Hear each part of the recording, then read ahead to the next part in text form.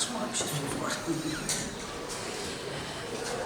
Əvvəla, mən Nuriyə müəllimi təbrik edirəm bu qrant müsabiqədə qalib gəldiyini görə və buradakı gənc nəsil demək olar ki, Cəbrayılın Xalçaçılıq rayonu olduğunu heç bilmirlər. Amma mən xatırladım ki, bizim Cəbrayıl rayonunda mənzərə olmuş olsa belə, xalçaçılıq, yəni əkinçiliklə, heyvandarlıqla bərabər xalçaçılıq da var idi, vaxt var idi.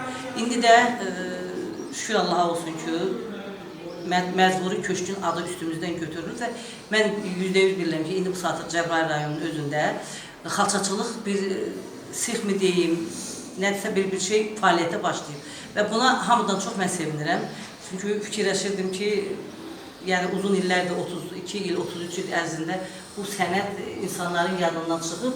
Amma nə yaxşıdır ki, həqiqətən sevindiricidir ki, sənətimizin, yəni nənələrimizdən bizə ərmağan qalan, miras qalan bir sənət. İndi 21-ci əsrdə yaşamış olmuş olsaq belə, 21-ci əsrdə də hələ də davam edəcək və bizim qızlarımız,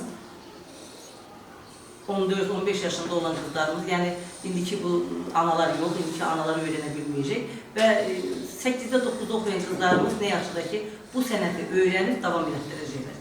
Nuriyə müəllim, sizə uğurlar arzulayıram, sizə də Esmira xanım uğurlar arzulayıram. Bu çətin peşəni həqiqətən sevdirmək, onu uşaqlara, qızlarımıza təbliğ eləmək böyük səbir istəyir və bu işlə sizə uğurlar arzulayıram.